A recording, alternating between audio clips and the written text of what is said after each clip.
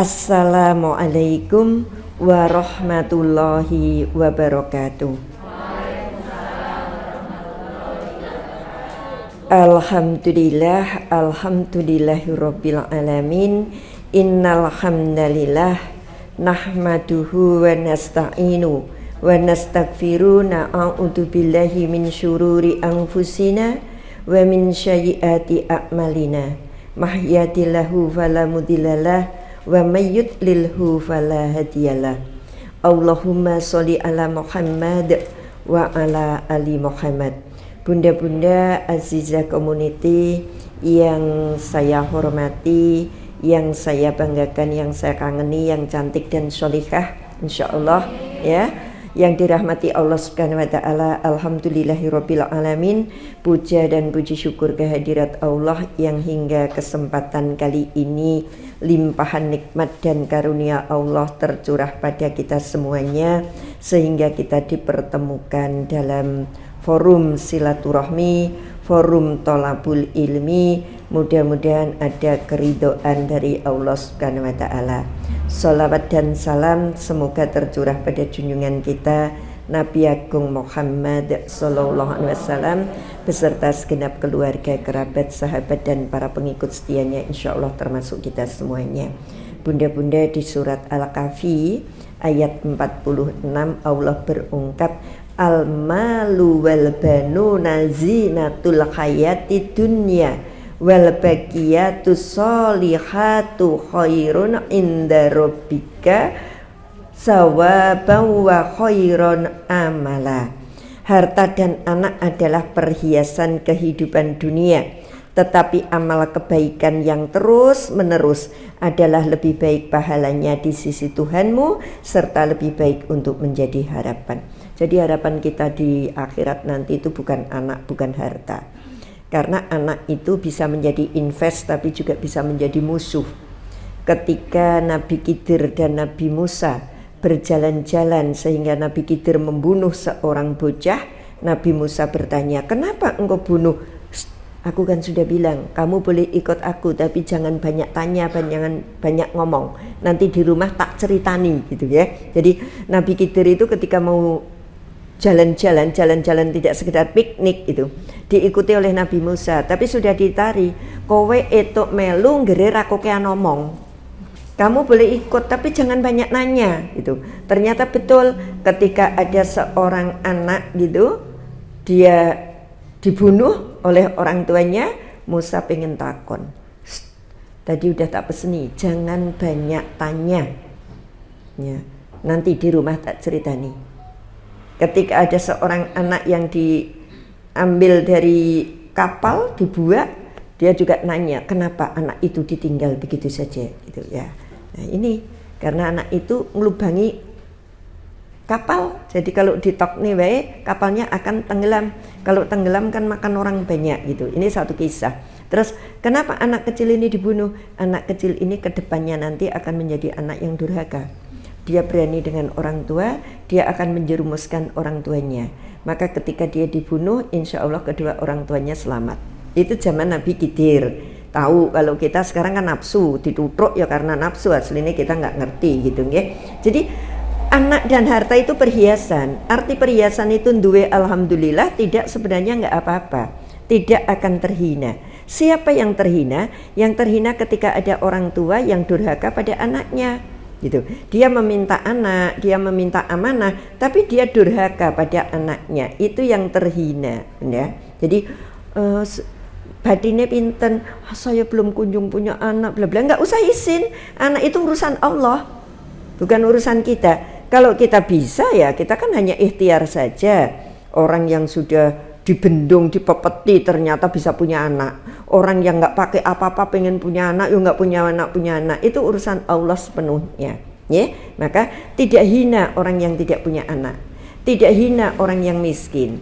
Yang hina adalah ketika kita punya anak tetapi kita tidak mampu berbuat baik sehingga kita condong menjadi orang yang durhaka kepada anaknya. Bunda, ada satu hadis Nabi SAW bersabda, kafa bil mar'i isman ayyudayya'a mayakut. Cukuplah seseorang itu dikatakan dolim. Cukuplah seseorang itu dikatakan berdosa karena ia telah menyia-nyiakan orang yang berada dalam tanggung jawabnya. Anak itu tanggung jawab orang tua. Cukup dia disebut dolim, cukup dia disebut dosa kalau ada seseorang yang menyia-nyiakan apa yang menjadi tanggungannya.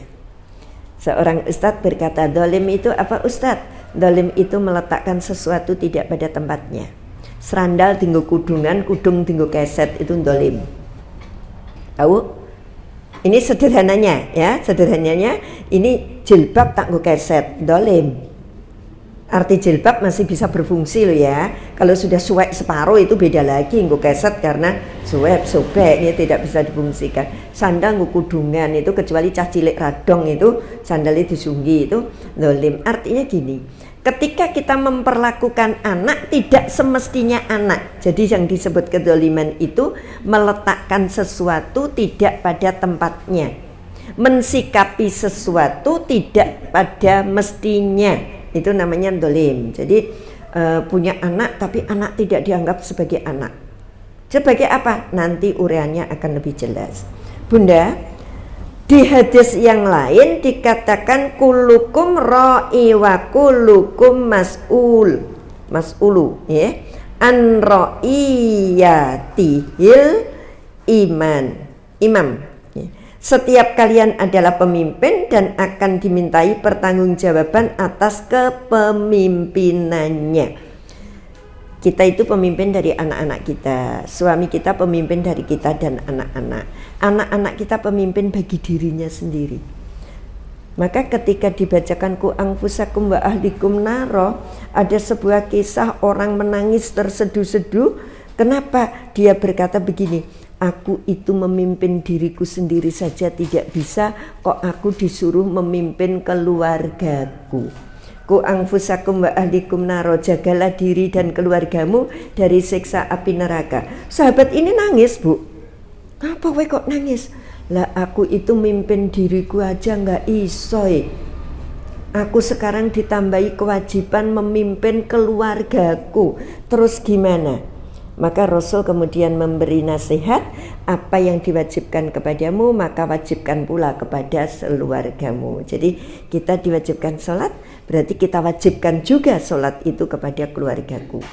Aku diwajibkan baca Quran, aku wajibkan pula itu kepada keluargaku. Aku diwajibkan berbuat baik, aku wajibkan pula itu kepada keluargaku. Itu pemahamanku anfusakum wa ahlikum naro. Maka sering dalam satu tausiah saya sampaikan, kalau istri CRWT wai karo suami, terus suaminya marah, ternyata bentuk CRWT-nya istri itu ku anfusakum wa ahlikum naro, karena dia tidak pengen melihat suaminya salah. Dia nggak kepingin melihat suaminya waktunya sholat nggak sholat. Dia pengen lihat suaminya tidak memubazirkan sesuatu, sehingga dia ceriwit gitu. Oh ternyata itu bentuk ku anfusakum wa ahlikum naro.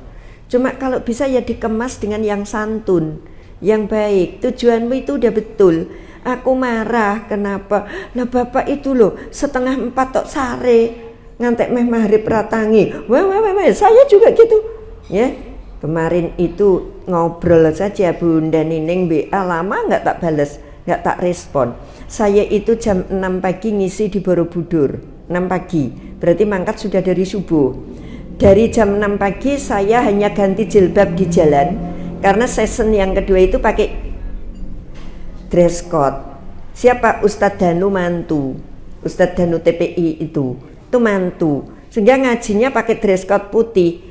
Bajunya sudah tak pakai ke Borobudur, tapi sampai jalan aku bilang, aku duduk di belakang ya Pak gitu. Jadi kayak sopir itu, bapak di depan, aku di belakang. Mau apa? Mau ganti jilbab dandan. Neng Arab kan ketok bapak di belakang dandan. Terus ke Ustadz Danu sampai sekitar hampir jam 11. Makanya jam 11 saya baru sempat buka HP, kemudian balas Bunda Nining.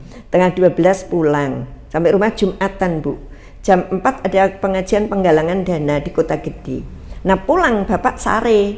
Saya kan nggak tahu tadi sudah asar atau belum, karena saya diwajibkan sholat asar bersama di lokasi pengajian. Jadi berangkat belum ini? Saya sudah ngoceh duluan kan? Bapak tadi lesare jam piro, saiki kok durung ini wis salat apa belum bla bla bla, itu kan bentuk ku anfusakum wa ahlikum naro. Itu bentuk saya peduli Bapak itu sudah sholat atau belum. Cuma kalau itu dikemas lebih santun dan lebih baik, itu kan akan menjadi satu kebaikan. Tapi kalau kemasan kita salah, begitu pulang wah, itu nanti memicu sebuah persoalan. Sama ya, karena saya alhamdulillah full, habis Isya masih ada ngaji 1, jadi 4 full dari subuh sampai pulang jam hampir 10 malam gitu ya, full pindah gitu. Nah yang kedua sama, ketika seorang suami menekan, mengatur, ngeleke, melarang penjenengan, itu juga bentuk anfusakum wa ahlikum naro. Kenapa terasa nggak enak? Karena ra cocok karo karepmu. Karep kita iki arep tuku ngene, suamine ojo to Ma, klambimu ki wis sak lemari. Ojo to Ma, kudungmu ki tidak ada warna sing ra duwe. Wis sapa pun duwe. Wis rasah tuku. Ini kan bentuk bapakku anfusakum wa ahlikum naro. Tidak membazirkan. Tapi karena kita kemecer banget tuku itu, dan bapak ya apa-apa ra itu gitu. Iya, saya kemarin sampai baru tadi pagi. Bapak, besok kalau ambil jahitan baju yang merah itu jangan dimarahi ya. Kenapa? Bajuku yang merah yang nyendal itu kemarin udah tak lempet, udah tak kasihkan orang. Jadi aku udah nggak punya. Begitu nggih. Jadi nek esuk kuwi dadi rapopo rasa dimarahi wong wingi sing wingi wis ra ono gitu nggih. Itu sering kali seperti itu nggih. Ngintik. Ini dimaknai apapun monggo nggih, apakah itu ria, apakah itu sombong, itu urusan jenengan. Saya menyampaikan saja. Kadang-kadang gitu. Ya mekena jiro lu bata apa sih? Mekena memang ganti 3 hari sekali, paling lama 1 minggu. Tapi kalau segitu, dilempiti yang 3, yang 4, berangkat. Saya sampai rumah sakit Hidayatullah. Terus mbak-mbaknya perawat itu hampir kenal semua kan? Bunda, nengok siapa? Ini siapa? Nggak ngapa-ngapain saya. Langsung ke musola, nyelehke mekena tinggal mulai. Kenapa mekena kok saya condong nyelekin yang rumah sakit? Mesti kanggo nih. Di rumah sakit itu Bunda, itu orang sholat itu banyak sekali. Keluarga ya 1 yang di opnam, yang nunggoni wong loro telu papat. Di waktu sholat mereka iya gantian, dan kebersihannya agak lebih terjamin. Kalau mekena di jalan itu kadang kita tinggal lagi sesasi lewat meneh rupane wis Masya Allah kan gitu. Di rumah sakit itu condong, ya namanya di rumah sakit gitu ya, laundrynya agak sering gitu. Keliling aja penjenengan. Di sini yang dekat rumah sakit mana gitu. Kalau bingung gitu, don duwe mekena lo, duwe yuk dikelompok ke sesuk, mekena yang masih bagus, masih layak pakai. Oh ternyata jamaahku 50 ngumpul 50 Bu Nining. Yuk jalan, Hana itu panti Rini. Oh itu apa? Ada 10, ada dia tinggal kono. Selesai. Ini sedekah jariah yang kita tidak kelangan loh. Kayak nggak kelangan, wong itu mung barang neng omah jarang dipakai kok, ya. Tapi itu bermanfaat. Bar kuwi lagi ngelirik mekena meneh, tuku itu wis ditokke. Atau ketika nggo mulih mekenai, terus tekan omah jiro lu dilempit, nggo apa sesuk. Iya, kadang-kadang ada orang minta udah pesen. Bun besok mau Ramadan kula nyuwun mekenanya nggih gitu. Kayak mekena anyar itu kadang-kadang malah pilih lawas. Karena nek mekena tuh kok ke parasit sing elik kae bareng lawas kayak apik-apik bekas dhewe to. Jadi kadang orang Bu kula nyuwun sing wis diagem mawon gitu. Pinter itu sing diagem kan sing adem-adem gitu itu nggih. Nek ditukokke anyar kadang-kadang ada orang belanja nyuwun mekena sing 75-an arep nggo apa dum-dum atau dumi sing 300 ya seneng lho jane ya. Tapi kita ngedumi tuku sing 75. Lah akhirnya sing dikei itu orang pinter. Dia jawab, kula pilih bekas mawon daripada sing anyar. Top. Gitu ya, mending cakal pulang ke kampung. Baju sama mekena itu mereka bilang, saya nyuwun yang sudah dipakai aja, bukan yang baru. Aduh, rada disentil itu namanya ya. Jadi selama ini kita belum mampu memberi yang baik ternyata. Jadi mereka pilih itu sentilan, nggak usah marah. Ya, wong kok ra bersyukur dikei anyar njaluk lawas, bukan. Itu dia disuruh untuk mengoreksi kita, introspeksi diri bahwa kita sebenarnya belum mampu memberi sesuai dengan diri kita. Tuh, kita memberinya kok lebih jelek dari yang kita pakai gitu. Itu kan sebenarnya orang yang baik adalah yang mampu memberikan yang terbaik kan gitu. Ternyata kita belum mampu. Nah tadi pagi, maaf, aku udah ngisi ngaji juga tadi pagi, season 1 gitu. Saya ceritakan, di saat Ramadan, kalau kita bayar kafarat, saya selipi, kafarat itu apa? Penjenengan hubungan suami istri di jam poso. Setelah adzan subuh sampai menjelang adzan maghrib hubungan suami istri. Kok terjadi? Terjadi aja misalnya suami dinas di luar, tiba-tiba Ramadan hari kelima pulang, tekan ngomah wis bar subuh gitu. Sengaja kan itu? Bayar kafarat atau denda. Apa dendanya? 1, bebaskan budak. Bilal bin Rabah, tukang adzan yang suaranya luar biasa, dibebaskan oleh Abu Bakar As-Siddiq. Ya, walaupun Abu Bakar bukan karena bayar kafarat ya, tapi membebaskan dengan 100 onta. Nah itu budak itu kalau budak apik, pembantu ini apik. Arep dituku wong ya larang, regane wong apik gitu. Kalau kamu nggak kuat, puasalah 2 bulan berturut-turut. Poso sesasi we nabrak aturan malah disuruh 2 bulan bubar ya. Ini tadi kan cuma disuruh poso sebulan aja ditabrak, nunggu nanti sore aja nggak betah, malah disuruh 2 bulan tambah kacau, makanya nggak mampu. Kalau kamu nggak mampu, beri makan orang miskin 60 orang. Jadi jenengan ngelanggar aturannya Ramadan tadi, itu penjenengan siji bebaske budak, yang kedua penjenengan poso 2 bulan berturut-turut, atau yang ketiga penjenengan memberi makan orang miskin 60. Nah di sini kaitannya dengan tadi, memberi makan orang miskin itu jangan terus gini, aku nek maem berase rojo lele lawe iki gandeng mung dinggo aweh ya sak-sake wae lawe iki tok, nggak boleh. Kalau kita bayar fidyah, kita bayar kafarat harus sesuai dengan yang kita makan. Kalau saya makan senilai 20.000 sekali makan, maka berikan senilai 20.000. Jangan kita 20.000 yang disedekahke yang bernilai 5.000, nggak boleh.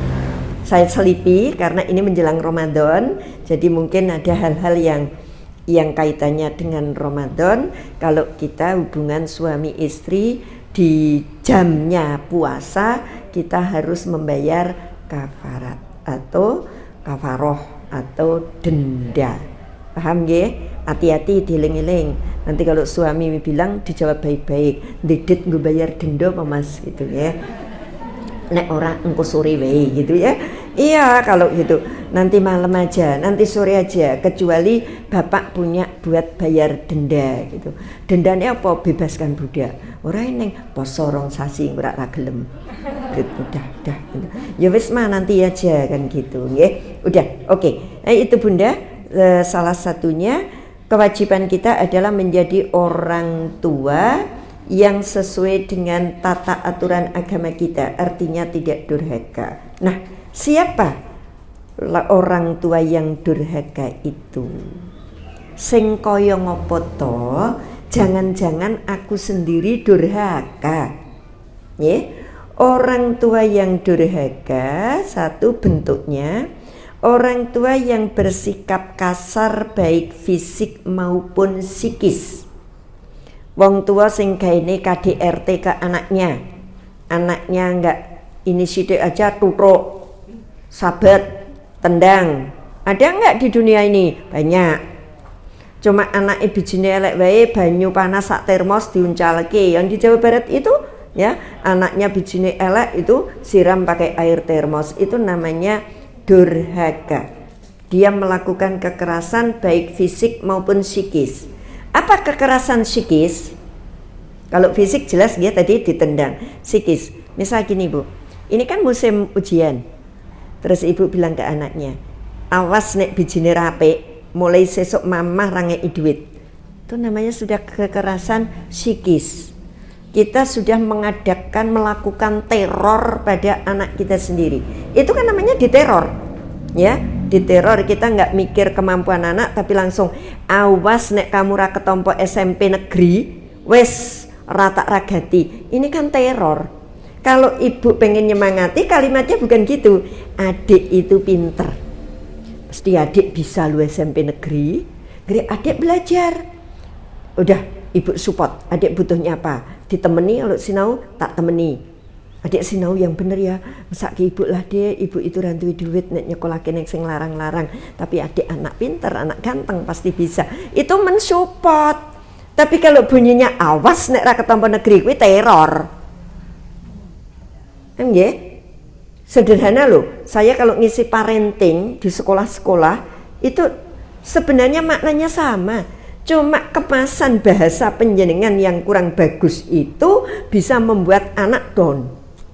Sampai sekolah didumi kertas ujian, dia nggak mikir ujian nih, dia malah mikirnya, aduh nah aku raiso, aku nggak mulai di. Jadi dia nggak fokus ke soalnya, dia justru fokusnya pada teriakan mamahnya ketika kita mau berangkat sekolah. Terus katakan, adik pinter, adik juara, adik hebat. Nah, ketika nilainya jelek, kita bilang, mama ngerti kok adik udah belajar. Mama juga tahu adik udah usaha, tapi mungkin Allah nguji kesabaran kok adik bijine kok kurang memuaskan. Dia bilang, dasar cah bodoh. Nah, nek anake bodoh kuwi mbokne omong rodok gitu. Lah iya saya bilang, pelajarannya anak-anak matematika sekarang do itu 8 kuwi kalau lenggarap kita dulu itu papat tok. Wong luwih angel, makanya sekarang orang tua do ngeles ke anake karena ra mudeng. Iya, saya sering ditanya anak saya dulu, ibu itu dulu nilainya berapa kok kalau tak tanya kok diundang ke guru les 2, bilang gitu. Ya, yang adik sekarang nilainya 6 itu ibu dulu 2. Iya toh, saya itu SMP bahasa Inggris mung diajari hitung siji tekan berapa gitu. Ya, terus diajari warna-warna, tulisan what is it gitu, njet iso jawab this is gitu, gelas gitu, wis bijine apik. Lah saiki TK iso. Ngono kuwi TKW mudeng, itu malah nyanyi bahasa Inggris. Terus suami saya ngluri putune, wigek nyanyi opo iya nyanyi Inggris. Terus saya kan gitu, anggere ibu mbah niki sudah mulai astagfirullah, enggak oma aku enggak mau bubuk. Jadi dia itu donge pokoknya anggere mbah niku wis nggendong karo astagfirullah berarti kon turu, wong dhek njet ngantuk. Kalau saya astagfirullah ngantuk. Jadi sekarang udah gede TK. Kalau saya udah mulai astagfirullah, aku nggak mau bubuk. Jadi astagfirullah itu identik dengan bubuk. Ternyatanya harus diterangke gitu. Ini kembali Bu, teror pada anak, baik fisik maupun psikis. Jangankan mukul, mencela fisik sesama teman, apalagi anak itu nggak boleh, karena fisik itu ciptaan Allah. Kalau karakter masih lumayan, bocah ora sopan, nah itu kan karakter, itu masih bisa kita perjuangkan dibentuk menjadi sopan. Tapi ngono bocah kok cendik ra itu, iya karena itu yang bikin Allah sudah dengan porsi yang pas. Iya, jadi mencela fisik itu nggak boleh. Maka sering saya matur, kalau memberi identitas orang itu mbok diambil yang bagus. Satu ketika ada guru tinggi, putih, Bu, posturnya bagus gitu. Tapi nyuwun sewu, mohon maaf gitu, giginya itu agak tongos. Lah orang kok tanya nih, kamu diajari karo Bu Si Aura, Bu Si A yang mana toh? Itu loh yang giginya tongos, kan salah. Kenapa kita nggak nyebutnya itu lebu guru yang tinggi semampe, itu lebu yang kulitnya putih, itu lebu yang posturnya bagus? Kan kita bisa ambil dari sisi yang positif. Kenapa kita ambilnya kok dari sisi yang negatif? Ini salah ini. Iya kan Bu? Maksud kita apa? Itu ciri khususnya kan gitu. Tapi kan ngelarani. Dan itu mencela Allah, karena yang bikin Allah gitu ya. Yati pesek itu andi nggak pesek laris, justru dia pesek itu menjadi laris gitu. Tapi nggak boleh sebenarnya menyebutnya dengan gitu. Itu buatan Allah. Yati yang lucu gitu. Ya, sekarang wis ora tau krungu beritanya. Bersikap kasar baik fisik maupun psikis itu bentuk durhaka yang pertama. Bentuk durhaka yang kedua, nyun sewu Bu, ini angel banget. Pilih kasih podo-podo anak. Durhaka loh Bu, pilih kasih. Saya cerita, kadang kan kita itu sebenarnya nggak pengen pilih kasih, tapi anak sing siji pinter njiko atine wong tua, delala sing siji enenge mung gawe kisruh bae. Akhirnya kita itu kan punya perasaan yang beda. Tapi tolong jangan sampai, kalau ibu punya perasaan yang berbeda itu wajar, karena tidak ada satupun manusia yang mampu berbuat adil. Tidak ada manusia yang mampu berbuat adil. Adil hanya milik Allah. Tapi jangan sampai anak kroso kalau kita itu pilih kasih. Ya, kita itu kadang dari orang pilih kasih Yasin, nang dompet enang, nang gontas enang, nang lemari enang, ndak dino diwaca, surat liyane ra tau disenggol. Itu ya adil lho kuwi. Iya, kecuali hadisnya sahih. Kita baca apa Al-Muluk misalnya, Al-Kafi, walaupun ada yang meyakini itu sahih, ada yang meyakini itu enggak sahih, tapi ya sudah, itu sebagai motivasi saja untuk baca satu surat dalam satu waktu selesai gitu nggih. Tapi itu tidak adil. Kita kadang-kadang berlaku dengan Quran aja udah enggak adil kok. Ayat ini dibaca terus sing iki blas. Nggih, saiki maca Yasin, sesuk maca Yasin, maca Yunus ya etuk, maca Yusuf ya etuk. Ngapain gitu? Iya. Kadang-kadang ada orang gini, Bunda saya punya gawe apa? Syukuran 4 bulanan cucu saya. Terus saya sudah memfotokopi surat Yusuf. Lah ben ngopo?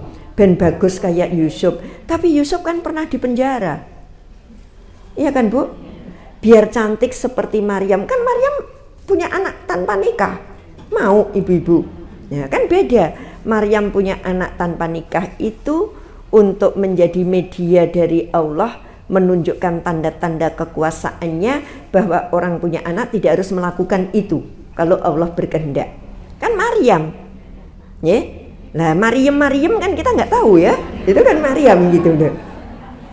Ini kita nggak tahu, jadi nggak bisa terus begitu. Saya tentang orang selamatan atau doa bersama 4 bulan, kenapa harus baca surat Yusuf?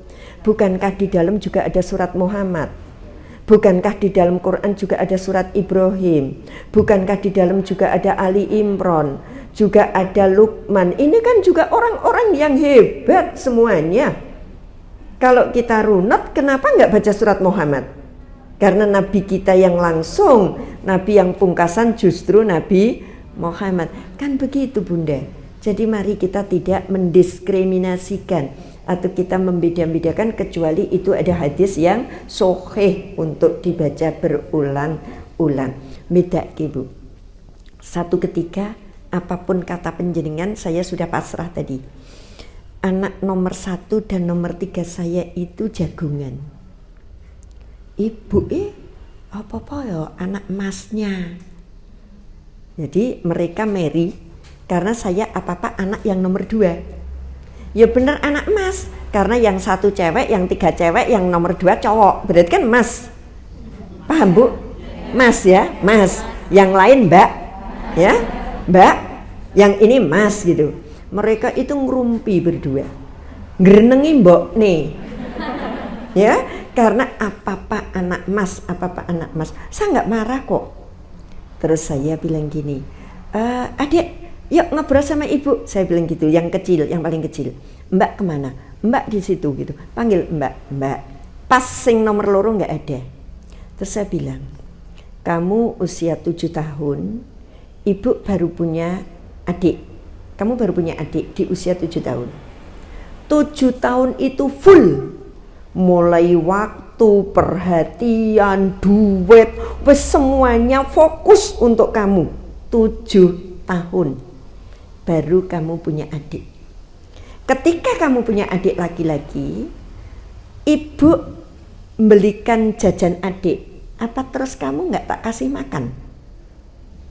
Ibu beliin baju adik, apakah kamu terus nggak pernah tak beliin baju? Ibu tetap gendong adik nganter kamu sekolah.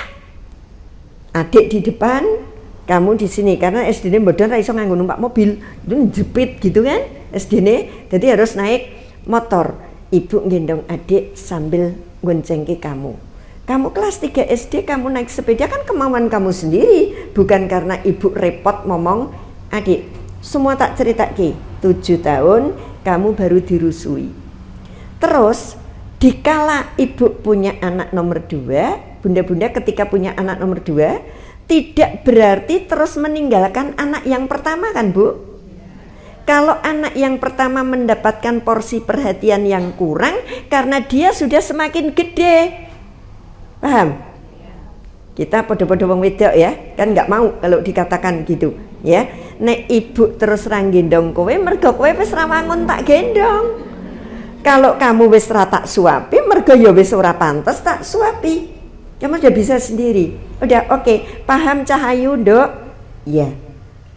Terus adik usia 4 tahun.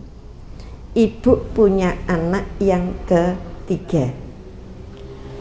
Ibu kan sudah nggak memperhatikan penuh ke anak nomor 2 karena waktunya sudah tersita dengan yang lebih bayi.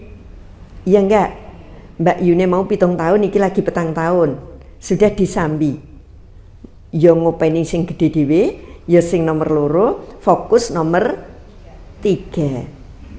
Berarti perhatian buat adik ganteng berkurang atau bertambah? Berkurang.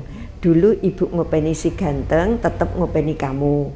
Saiki ibu mestine ngopeni si ganteng, sudah muncul sing iki. Nah ini sampai 21 tahun randi adi, mbung ngantek kapanpun randi adi kan. Sampai sekarang aja sudah 21 tahun senengane Dek, ibu kangen, ayo neng kamar bareng uyel-uyelan gelut gitu. Masnya sudah pergi lulus SMA, sudah ke Bandung kerja ke Jakarta. Dari mana kamu bilang ibu apa-apa Mas? Pola pikir kamu kemana? Jadi saya dudukkan ketika ada anak punya pemikiran kita pilih kasih. Jadi kalau penjenengan punya anak 2, 3, 4, yang lain bilang pilih kasih, jaan lungguh. Jangan dimarahi. Ibu itu enggak begitu bla bla bla, enggak dong. Lungguh kene, jagongan. Lah ibu itu nek masak apa-apa adik kok. Jawabnya gitu. Karena adik istimewa. Kok istimewa? Iya. Adik itu nek lihat lele, cah lanang loh itu. Kalau lihat lele ada kepalanya sudah nggak jadi makan karena nggak doyan. Lele itu katanya dia gila nek weruh kepalane. Itu sing cowok. Sementara sing cewek apa-apa lableb. Lah akhirnya sing tak tarikan sing cowok. Iya. Kalau saya masak daging masih bertanya, "Ibu, ini daging beli atau daging korban?" Daging korban. Nggak mau. Apa? Kasihan wong disembelih muni mak wek gitu. Aku nggak mau. Itu anak cowok. Dulu kalau kecil minum soft drink itu Bu, seperti Sprite, Coca-Cola, dia bilang ini es wek. Aku nggak doyan. Kok es wek Dek? Nek bubar minum terus glegek mak wek, aku mau. Jadi itu cowok yang nomor 2. Jangankan, mohon maaf, mudah-mudahan tidak nggih. Jangankan minuman keras gitu, mudah-mudahan tidak. Coca-Cola sak piturute itu aja lenjenke wis mak wek kok dari kecil. Nah, itu sebabnya kalau kalian ngumpul yang ibu tanya masak apa? Yang nomor 2. Karena ketika ibu masak yang nomor 2 semua melu makan. Tapi nek masak yang ini belum tentu mau. Itu Bu. Ini nyerita keluarga, tapi insya Allah bisa diambil hikmah. Kalau anak-anaknya begitu, tolong kumpulkan, ajak diskusi baik-baik. Ternyata setiap anak itu punya rasa. Kita aja juga kok. Aku 5 bersaudara, saya kadang berpikir gini, ibu itu loh, apa-apa sing disebuti aku, nek kae ora gitu. Tapi setelah saya berpikirnya mateng, ternyata ibu itu hanya bisa ngendiko babakan sing penting mung karo aku. Berarti aku punya nilai lebih di mata ibu. Itu baru ketemunya bareng wis tuwa. Dulunya mesti saya bilang, nek kae njaluk apa ya langsung turuti, ini turuti. Nek aku ora ternyata setelah tua ibu ngendika, kowe iki kae cilik wis iso tak delok sabar. Nek ora duwe ya wis ora ini. Oh, setiap orang tua punya kacamata masing-masing untuk melihat anaknya. Anak 3 beda kan, Bu? Ya, yang satu dikandani lirih wis mewek-mewek. Yang suju nek ora digetak, ora mangkat. Yang satu ini ya ini harus kita dongke. Lah ibu ki nek karo aku ngetak. Margone adik, nek tak bangunke, sayang, bangun dong nak, ramangkat. Engko ibu mulai ke masjid, nduk Cahayu, ayo bangun ora mangkat. Ayo terakhir ibu teriak lah. Sing tok denger teriak mau. Akhirnya ibu nek karo aku teriak-teriak kan gitu, Bu. Yuk, ini pola asuh ya. Anak kita sering begitu. Nah, orang tua yang pilih kasih itu masuk dalam kategori yang durhaka. Tapi monggo, kita kan punya alasan masing-masing untuk membuat ini beda. Ya, mertua saya dulu sebelum sedo ngendiko, jam tangan iki nggo kae. Lah ngopo Pak kok ora nggo kae? Sing kae nek rata kei wani njaluk, sing iki nek ora tak ulungi emoh. Dadi akhirnya sing diulungi iki sing ora tau gelem njaluk.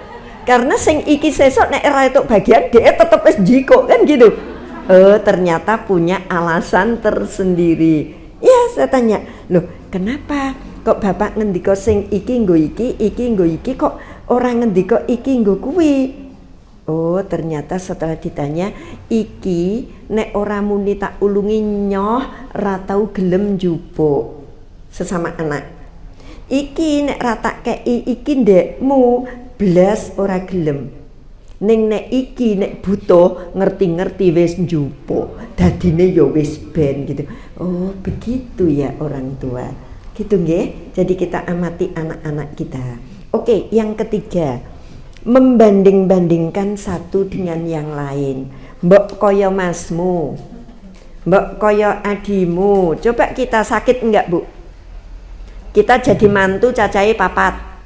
Terus mertua kita di depan kita bilang, "Nek wingi Mbak Yumu kae Rene enggak ke ini itu ningali ini, kowe iki nek Rene ra tau nggo apa-apa." Piye rasane, Bu?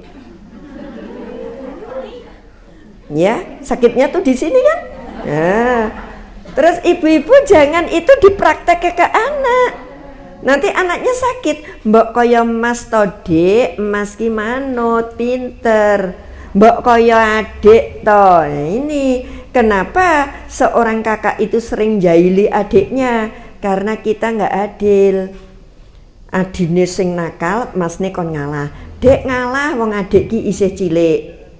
Adik sing nakal ta mau? Masne kon ngalah. Giliran masne sing nakali, kowe iki wis gede kok nakali. Lah kapan masne le bener? Iya kan, Bu? Salah terus kan? Nggih. Masne nakal, jari kowe wis gede kok nakal. Seneni to?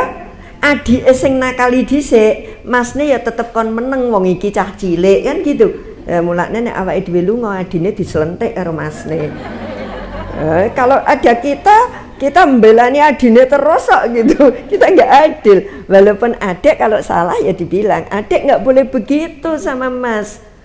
Nanti gini-gini, kalau adik sing salah gitu, bukan masne sing ya apa saiki kon ngalah, sesuk kon meneng, sesuk ra entuk ndisiki mergo wis gedhe. Aduh, dadi anak mbarep sedih deh.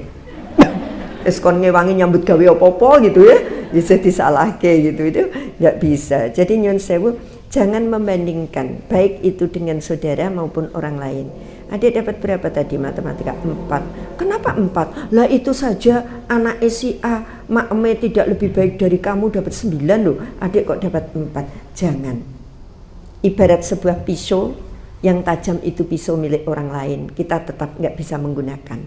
Walaupun ketul ini pisaunya awake dhewe. Kalau kita rajin mengasahnya, insya Allah dia menjadi tajam. Paham, Bu? Nggak usah meri di wong liya itu. Dia juga punya kenakalan yang kita tidak ngerti. Mungkin dia neng omah mbuh ngopo, dan kita kan nggak ngerti wong ibune ora tau cerita nakale, ibune sing dicerita kali matematika itu 10 kan gitu. Ya, itu termasuk orang tua baik nutupi rahasia anak. Nomor 4, mengekang kebebasan dalam arti positif. Jadi kebebasan yang positif kita kekang. Arep sekolah ning dile, aku kuliah di sana. Jurusan apa le? Jurusan biologi. Jurusan biologi ora penting, kowe iki nek sekolah bla bla bla bla. Enggak. Dari dulu saya tanya, adik mau jurusan apa? Hukum yang nomor 1. Nduk, hukum ki sekarang turah oke banget. Kemarin aja lulusan hukum banyak sekali yang nganggur. Kenapa kamu ngambil hukum? Saya bilang gitu. Anak saya jawab, leku lulus masih 4 tahun lagi, enggak sekarang. Sekarang lulusan oke kan sekarang. Aku kan lagi harap lebu. Leku lulus kan isih petang tahun meneh. Lah kalau semua orang berpikir fakultas hukum saiki mbludak berarti 4 tahun lagi mah ra ono. Masa enggak logikanya? Ya, kenapa kamu ambil hukum? Padahal hukum ki saiki lulusannya oke do nganggur. Lah kan saiki aku lulus kan 4 tahun lagi, Bu. Nah, 4 tahun lagi orang-orang kan ini tadi wis do begah karena oke banget toh. Lah sok 4 tahun lagi sing lulus sithik kan? Iya, terus bisa hukum ke Kemenkyu. Ya bagian legal akhirnya. Ya dari hukum malah masuk Kementerian Keuangan. Orang dikiranya dari STAN, dari ini padahal dari Fakultas Hukum. Oh, pilihannya. Kalau begitu jadilah anak bertanggung jawab. Itu pilihan kamu sendiri, luluslah dengan nilai yang baik, memuaskan karena itu pilihanmu sendiri. Bunda, mohon maaf saja. Kemarin Bu Nining itu ngasih tau buku saya yang ketiga. Mungkin sudah dibaca Bu Nining. Ada judul Ijazah untuk Ibuku. Ini durhaka, ibunya durhaka itu ya. Ijazah untuk ibuku. Sejak TK ibunya bilang le kowe TK ning kene. Seneng anak TK, isih manut, isih apapun karena isih TK. Lulus TK le kowe SD kene. Anake isih seneng dikon sekolah ning SD kono mantu ibune. Le lulus SD kowe SMP kono. Sudah rodok. Wis gede, wis iso milih kon SMP, tapi demi baktinya kepada orang tua dia tetap manut karo ibune. Bareng lulus SMP le kowe SMA kono jurusan iki. Mulai goyah. Tapi demi taatnya pada ibu tetap mangkat sekolah meskipun nongkrong ning dalan. Tetap mangkat sekolah meskipun rokok ning jaba. Pokoknya demi jaga hatine ibune dia manut. Sampai akhirnya kuliah pun ibune sing milih jurusan. Kamu kuliah di sana milih jurusan ini, Bu. Anaknya bertahan. Bom waktu meledak ketika dia semester 4. Mogok nggak gelem sekolah, nggak gelem serawung, nggak gelem dengan siapapun. Dia tinggal di kamar nek metu mung urusan MCK dan makan. Tekoni ibune ran jawab, pokoke wis nesu. Tapi dengan doa ibunya, dengan minta nasihat beberapa orang, akhirnya dia gelem bacut ke sekolah. Lulus 2 tahun berikutnya. Mulih wisuda, ibune sholat, dia mlebu ke kamar ibunya, ijazah dibanting. Ini ibu. Yang pengen lulus itu ibu. Yang pengen sekolah di fakultas ini ibu. Yang mau sekolah ibu. Ini ijazah untuk ibuku. Dah. Dari situ ibunya selesai sholat merenung ibunya. Mengingat apa yang dilakukan untuk anaknya sejak kecil. Ternyata ibunya itu protektif banget yang membelenggu keinginan anaknya. Endingnya sholat maghrib anaknya merangkul ibunya. Minta maaf kemudian minta pamit. Mulai saat ini aku akan menentukan hidupku sendiri. Ada di buku saya, buku ketiga. Dengan judul Ijazah untuk Ibuku. Jadi buku itu 20 kadang-kadang ada yang tersinggung. Buku yang pertama, Dunia Bukan Arena Balas Membalas. Itu ada orang Magelang yang baca halaman kedua terus difoto jebret kirim ke saya. Bunda, halaman kedua saya sudah meleleh-leh. Ternyata apa? Dia diselingkuhi oleh suaminya. Dia ini terus saya di situ tetap saya luruskan, anak nggak boleh membenci bapaknya sekalipun bapaknya itu tidak baik. Karena buku ini cerpen, buku ini cerita, tapi bukan cerpen yang sekedar cerita membikin penjenengan ngantuk-ngantuk, tapi ini di endingnya itu ada sesuatu yang bisa diambil. Seburuk-buruknya bapak, ibu tidak boleh mempengaruhi anaknya untuk membenci bapaknya. Saya itu kalau begini, bapak kan suka begini, Dok, ngeterke bapak neng dokter gelem ora, bapaknya tak jubit. Jangan dengan kata gelem ora ndak anak engko merasa opsi gelem ya apik ora ya apik, tapi bilanglah begini, ndak bapak diantar ke dokter ya. Jadi langsung gitu, wah anaknya seneng banget. Aku paling nggak seneng kalau bapak ke dokter diantar orang. Kenapa? Koyo anaknya rangopeni pak nih gitu. Gitu. Jadi kita Bu, yang bapak itu baik buruk. Saya sih bapak di rumah, artinya gini loh. Baik buruknya sikap anak ke bapak itu kadang-kadang kita ikut menentukan. Gitu loh. Kalau bapaknya nggak baik, ya rada ditutup-tutup sidik gitu loh. Ora apa-apa nduk bapak ngono kuwi. Ya namanya laki-laki. Bapak itu loh Bu, mana tak cerak ya, kalau numpak motor senengane noleh. Baca Bu Aisyah Dahlan itu, laki-laki itu ternyata matanya itu lurus. Jadi kalau arep nelok kono ki ndadak betul-betul noleh. Jeneng prakteknya nanti di jalan. Laki-laki itu karo nonton kiwa tengen karo numpak motor mesti le noleh tenanan. Tapi kalau perempuan gini aja bisa. Yo tenan. Perempuan itu sambil nyopir gini aja bisa ngerti kiwa tengen. Tapi kalau laki-laki gini, itu laki-laki. Maka nyuwun sewu, wanita bisa mengerjakan 4 pekerjaan dalam satu waktu. Ya, karo ndulang anake, karo awake dhewe ngopo, nyambi ngudak ling goreng, nyambi nyekleke mesin cuci, iso, itu perempuan. Tapi laki-laki nggak bisa. Karena laki-laki itu fokus. Laki-laki itu nggak bisa gitu. Kalau sudah ngarep laptop ya udah, maca koran ya udah. Coba Ibu, Pak, aku tak neng warung sekedap ya bapak maca koran tulung kok ditilik keliku nggodhok apa rak mulai gosong. Lali gitu. Tapi beda dengan ibu itu ini nyambut gawe ya nyambi ini rampung. Itu Ibu. Karena memang bapak lemah enggak, memang isinya di sini dan sarafnya itu yang beda. Jadi kita pahami laki-laki seperti itu. Jangan bilang ke anaknya, "Hajan bapak mungkin ngene-ngene." Enggak, tapi kita bilang, "Dok, laki-laki itu," saya selalu bilang gitu. Kalau, "Lah bapak itu naruh kunci kok hari ini di sini, besok di sana aku lagi goleki ngantek mumet," katanya begitu. "Dok, laki-laki itu," nah gitu. Jangan, "Ayo canak bapakmu ya, bubar lah itu." Iya, ayo siapa ayo kok guya-guyu ayo itu. Iya, memang papamu itu kayak gitu. Bla bla bla. Jadi, Dek, memang laki-laki itu kayak gitu. Jadi kamu besok kalau punya suami nggak kaget kalau lihat kayak gitu Bu. Saya itu sampai beli loh Bu yang kayak iki nggo wadah kunci gitu. Tapi tahu-tahu kunci kok ya ora ning kono ki ning ndi gitu. Siapa yang bawa motor terakhir gitu, misalnya motor goleki di mek-mek nggon sak celana, oh ning sak.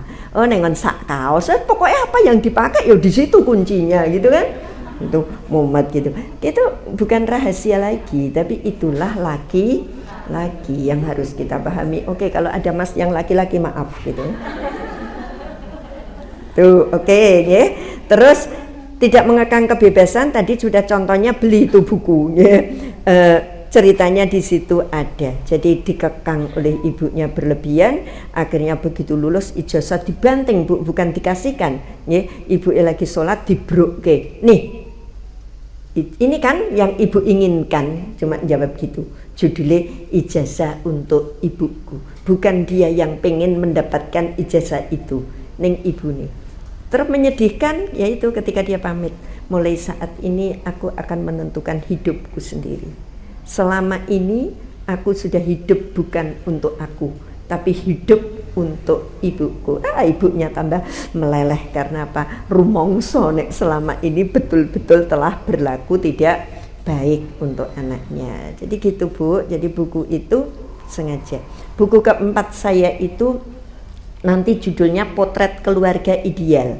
Jadi enggak banyak.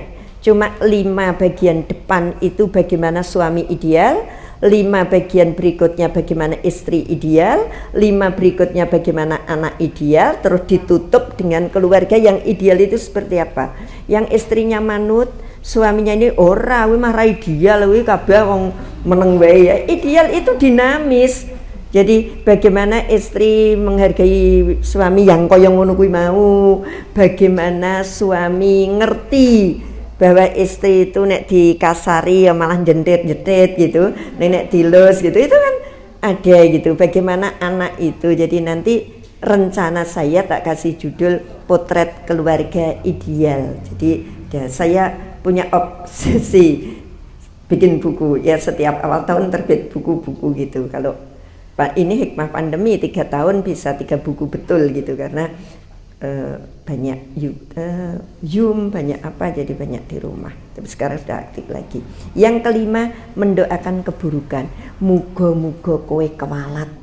Nek wani karo ibu tak dongake lemu sekolah ra lulus. Enggak boleh. Bisa jadi bersamaan kita ngomong jelek, Allah menentukan takdirnya. Nah, bisa jadi kita pas ngomong jelek, Allah menentukan takdirnya. Oke, nggak sebut nama, saya kenal betul gitu. Seorang wanita di daerah kita Bunining, seorang wanita mencintai seseorang, tapi orang tuanya nggak senang sama sekali, nggak senang terus. Tapi nekat. Nah, pada saat nekat ini orang tuanya kebetu nek kowe nekat duwe bojo kae tak dongake ra duwe keturunan. Terus Bu, dia tetap nikah dengan Pak itu, nggak punya keturunan betul sampai suaminya meninggal. Akhirnya dia menikah lagi dengan orang lain, tetap nggak punya keturunan. Karena yang didongake tadi kan anaknya. Ya tak dongake orang duwe keturunan. Terus terakhirnya belum lama saya dengar ngambil anak asuh 1. Tuh, jadi dia berganti suami sampai suami yang kedua meninggal lagi. Sudah meninggal, tetap nggak punya keturunan. Kemudian di masa tuanya dia tinggal sendiri. Dia kayaknya lebih tua dia dari saya. Saya manggilnya Mbak dari teman SMP gitu. Itu loh kok saya cerita, saya Bu Ella Bunining itu saktrah ya. Saktrah lingkungannya Jatinom, sapa sing kon Jatinom gitu. Jadi kalau cerita SMP ngendi itu gatruk nanti mudeng ya. Nah, ini betul Bu. Jadi apa yang diomongkan bersamaan dengan takdir yang diberikan oleh Allah, jadilah. Maka jangan doakan anak itu jelek. Ketika saya menyampaikan doanya ibunya Sudais. Siapa Sudais? Imam Masjidil Haram yang suaranya bikin kita merinding, bikin kita nangis. Kalau kita sedang sholat di sana, terus imami Sudais, Masya Allah, kaya ora bakal mulih gitu ya. Padahal iki mengko dilemeneh aku tawaf ada gitu, itu sedih banget gitu ya. Nah suaranya betul-betul nanti dibuka YouTube Sudais, terus didengarke. Sudais ini kan konon ceritanya dia itu dengan ibunya mau kedatangan teman-teman ayahnya yang seorang pejabat Mekah, terus menyiapkan segala hidangan, segala masakan. Sudais itu dari luar main-main, ngelihat ibunya masak, bikin roti, bikin ya sana gandum sih terus terang. Anaknya kembali keluar, ambil kerikil cilik-cilik pasir ditaburke ning ngene rotine ibune tadi. Karena dia lihat ibune naburi kenari, ibune naburi meses, dia yang njupuk pasir ditaburke ning ngene rotine ibune tadi. Terus ibune marah. Dalam kemarahannya, saya punya sebenarnya bahasa Arabnya tapi saya nggak hafal. Dalam kemarahannya itu si ibunya mengusir Sudais minggat sana. Pergi sana. Karena sudah mangkel Bu, saiki jenengan nek gawe roti apik-apik dipiuri pasir ora piye. Tak bayangke mesti le ngamuk luwi ibune Sudais gitu ya. Iya, ibu Sudais marah, akhirnya Sudais diusir dengan bahasa kasar, minggat kono. Tapi ibunya ini orang baik. Minggat sana pakai diembel-embeli. Minggat sana dadiyo Imam Masjidil Haram. Terus si Sudais ini pergi betul masuk ke sebuah pondok. Dia belajar ilmu ngaji, dia belajar ilmu semuanya karena syarat menjadi imam selain punya suara, intinya paham bacaan-bacaannya, suaranya bagus dan punya ilmu agama yang baik. Akhirnya dia betul-betul di masa tuanya menjadi imam Masjidil luar biasa. Makanya nek ndongake sing apik ben tokon minggat kono dadi direktur gitu ya. Iya, minggat kono dadi apa? Ini minggat kono ning dadi Imam Masjidil Haram. Masya Allah. Monggo ini motivasi kalau tindak Mekah itu nggih. Yang keenam, tidak memberikan pendidikan. Jadi durhaka kalau tidak memberikan pendidikan pada anaknya. Jadi betul Bu, kalau punya apa-apa didol demi sekolah anaknya itu betul. Yang terakhir tidak mendidik akhlak. Ngerti anak mangan tangan kiwa ya ditokne wae, ngerti gak sopan ya ditokne, itu durhaka. Jadi minimal kita sudah melatih. Enak Dek masakan Ibu? Enak meneh pakai tangan kanan. Udah gede jangan Dek nek mak mengang tangan kanan, itu udah nggak mempan malah. Jadi ketika kita lihat enak Dek, enak meneh pakai tangan kanan gitu, itu malah masuk dengan seperti itu, ya. Jadi orang tua yang tidak memperhatikan akhlak anaknya itu termasuk orang tua yang durhaka. Begitu Ibu, mudah-mudahan kita tidak termasuk di dalamnya. Mohon maaf ini sudah kelonjok 15 menit. Masih jam tanya jawab, ya. Silahkan monggo kalau ada pertanyaan 10 menit, ya. Ada pertanyaan disilahkan, barangkali sekitar 10 menit juga, monggo. Assalamualaikum warahmatullahi wabarakatuh. Waalaikumsalam warahmatullahi wabarakatuh. Anak saya, nah saya itu kan punya 3 orang anak. Kebetulan yang gede sama yang kecil profesinya sama. Nah yang kecil ini kan udah lagi di DW sekolahnya lagi kan. Nah saya itu kan pengennya anak saya yang pertama itu tuh juga dari dulunya tuh saya pengennya juga lanjut lagi gitu kan. Cuman kadang-kadang mungkin saya tidak ya dibilang memaksa yang enggak ya. Cuma saya takut dibilangin orang tua yang enggak adil gitu loh. Itu kan ya itu. Jadi itu ketakutan saya gitu kan gitu. Nah setelah saya katakan sama anak itu kan, terus anak saya itu bilang gini, apa mama yakin kalau misalnya Mbak Yaya itu lanjut lagi sekolahnya, Mbak itu lanjut lagi sekolahnya, kok mama bisa yakin Mbak itu lebih bahagia daripada dia sekarang gitu. Cuma saya tuh kecewa gitu loh Bu, sedih, kecewa kayak gitu kan, karena saya memang kok saya tuh takut dikatakan orang tua yang nggak adil, apa seperti itu kita dibilang kita otoriter atau gimana Bu? Itu aja ya Bu. Iya. Kita kembali ke Ina Amalun biniyat. Yang kedua komunikasi Bu. Anak mengatakan kita otoriter dan sebagainya itu sebenarnya karena dia tidak tahu. Ibu karena sudah terlanjur nggih, misalnya yang masih punya anak kecil, contoh mau cari anak sekolah, itu diajak diskusi. Adik lulus TK kan, adik pengen SD mana? Mah aku pengen SD sana. Kenapa adik pilih SD kan? Ya temanku di sana kok, Dek. Kalau punya teman selalu berganti-ganti itu malah enak loh, Dek. Jadi besok temennya banyak. Oh itu temanku TK, itu temanku SD. Bukan teman kok TK, SD, SMP, SMA aku baik gitu kan. Ya itu bisa diajak diskusi. Nah sayangnya kan sekarang kondisi kan sudah gede semua. Ya sudah tua semua. Ya justru tua semua insya Allah bisa diajak berunding, berembuk dengan baik. Kekurangan kita di masing-masing itu Bu, jarang sekali ada waktu spesial untuk keluarga ya di sini. Jadi akhirnya semua bersuudon. Kayak tadi yang saya bilang, ketika saya masak kira enak nomor loro, nomor sijine gini. Padahal sing nomor loro ini ngelokke yang ini. Ibu itu loh nek karo Mimo itu mami muda. Jadi anak saya yang ragil dipanggil oleh anak saya yang gede dhewe Mimo. Mbasake anak gitu, itu Mimo gitu.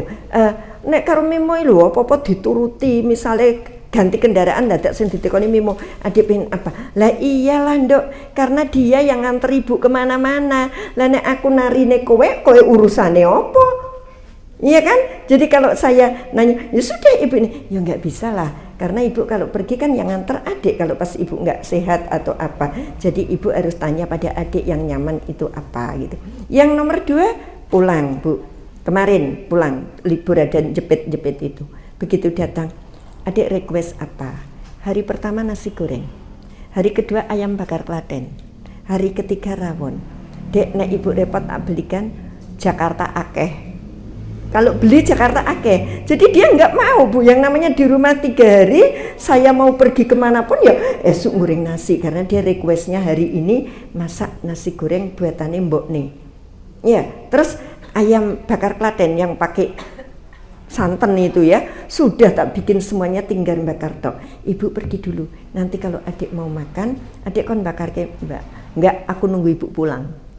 Karena nggak mau dibakar ke yang lain, katanya dibakar ke yang lain pun ya koyo tuku kan orang lain gitu. Rawan juga. Tapi saya tidak berpikir dia nakal. Saya justru berpikirnya iya ya, anak ini kan tinggal jauh dari ibunya. Bisa jadi 6 bulan cuma pulang sekali untuk mbok nih. Kenapa aku harus kecewakan? Tapi aku kasih tahu bahwa jadwal ngaji ini munculnya lebih dulu daripada berita kamu pulang. Jadi ibu juga harus ngaji. Gimana baiknya gitu. Seperti itu. Jadi intinya Bu, komunikasi. Cuma itu saja. Intinya komunikasi. Dia bisa ngerti kok. Pas baliknya ke Jakarta, ibu nggak usah nganter ke stasiun. Kenapa Dek? Ibu kan sudah pergi dari pagi siang sore. Ibu pasti capek. Aku biar yang nganter adik aja. Ngerti gitu loh. Tapi di saat dia butuh apa, aku juga harus ngerti. Kalau di sini cuma aku pengen ayam bakar Klaten tak tukok ke lah Jakarta ya oke. Yang dia butuhkan itu sentuhannya ini loh Bu. Kayak bunda-bunda punya anak yang masih kecil contoh. Mau tidur. Bu, mbak aku keloni toh. Ma, mbak aku keloni toh. Terus kita bilang, kamu sudah gede, bobot sendiri, nanti bla bla bla bla. Dia sewengi itu le turu ra tenang Bu. Terngiang-ngiang apa yang disampaikan penjaringan. Yang dibutuhkan itu sebenarnya bukan berani turu dewe atau enggak. Mungkin hari itu dia punya masalah. Enggak wani ngomong ke. Tapi dengan kita puk-puk, kita kekep, itu akan tersalur. Ada energi dari orang tua ke anak itu yang masuk. Ya, mungkin dia pengen hari itu mendapatkan satu, kayak kalau kita itu lagi susah pengen dipeluk orang set gitu, walaupun nggak ngomong apa-apa, tapi perasaan kita itu sudah go. Jadi hati-hati ketika kita punya anak sudah mampu dan mau tidur sendiri, kok tiba-tiba minta ditemani atau dikeloni, hati-hati. Dia mungkin punya sesuatu yang sebenarnya pengen disampaikan. Ya, dia butuhnya itu bukan kelone sebenarnya, tapi ada kedekatan itu yang muncul. Jadi monggo Bu, karena sudah gede-gede semua, diskusi saja. Sebenarnya mamah itu gini loh Dik, kalau kamu punya pemikiran mama itu diktator, enggak, mama itu sebenarnya pengen yang terbaik buat kamu. Tapi ternyata yang terbaik bagi mama belum tentu baik bagi kamu. Ya sudah, mama kan cuma nyaran ke, kalau kamu enggak ya sudah. Saya juga sering begitu, ibu itu kan cuma nyaran ke, kalau kamu nggak mau karena yang besok ngalami kan kamu sendiri, ya sudah, ya dan bahasa begitu, gitu nggih. Sudah ibu-ibu sudah nggak begitu tenang karena sudah jamnya. Itu saja yang saya sampaikan. Ramadan libur atau tidak saya tunggu infonya, ya. Di daerah Magelang komplit terus katanya begini. Ramadan libur, Ramadan itu aturan cari tambahan. Kalau libur ganti sore itu namanya cuma tuker jadwal. Ya, jadi kan cuma tuker jadwal. Ada orang yang, Bunda lah sore kan sudah ngaji di masjid. Ya gue urusannya dengan masjid gitu. Tapi terserah, nanti saya tunggu untuk bulan Ramadan jadwalnya. Terima kasih, kurang lebihnya mohon dimaafkan. Billahi taufik wal hidayah. Assalamualaikum warahmatullahi wabarakatuh.